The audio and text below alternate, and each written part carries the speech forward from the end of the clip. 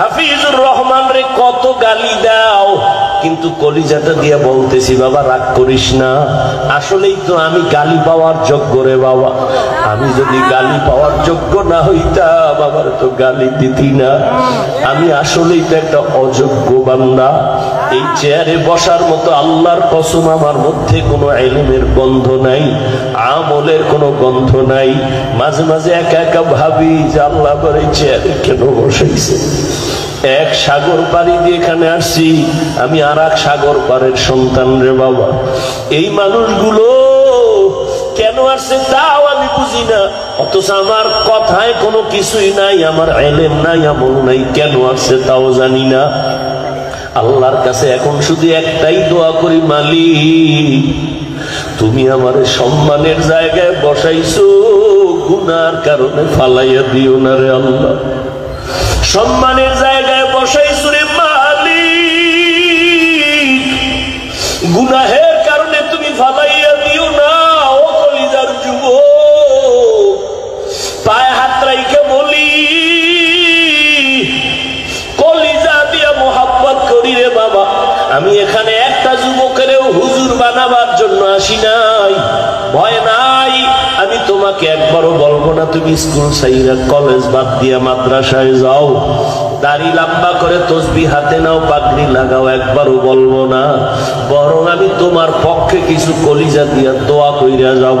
আমি শুরুতেও বলছি, আবারও বলি, আমার দোয়া কবুলের খোদার কসম গ্যারান্টি নেই, তবে এই মাঠে বহু আল্লাহর বান্দা আছে আমিন খালি ফেরত যাবে না।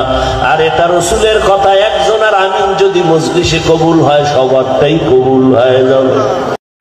হাফিজুর রহমান রে কত গালি দাও, কিন্তু কলিজাটা দিয়ে বলতেছি বাবা রাগ করিস না, আসলেই তো আমি গালি পাওয়ার যোগ্য রে বাবা। আমি যদি গালি পাওয়ার যোগ্য না হইতাম বাবার তো গালি দিতি না। আমি আসলেই তো একটা অযোগ্য বান্দা। এই চেয়ারে বসার মতো আল্লাহর কসম আমার মধ্যে কোনো ইলমের গন্ধ নাই, আমলের কোনো গন্ধ নাই। মাঝে মাঝে একা একা ভাবি যে আল্লাহ করে এই চেয়ারে কেন বসাইছে। এক সাগর পাড়ি দিয়ে এখানে আসছি, আমি আর এক সাগর পাড়ের সন্তান রে বাবা। এই মানুষগুলো কেন আসছে তাও আমি বুঝি না, অথচ আমার কথায় কোনো কিছুই নাই, আমার ইলম নাই, আমল নাই, কেন আসছে তাও জানি না। আল্লাহর কাছে এখন শুধু একটাই দোয়া করি, মালিক তুমি আমার সম্মানের জায়গায় বসাইছো, গুনার কারণে ফালাইয়া দিও না রে আল্লাহ। সম্মানের জায়গায় বসাইছো রে মালিক, গুনাহের কারণে তুমি ফালাইয়া দিও না। ও কলিজার যুবক, পায়ে হাত রাইখে বলি,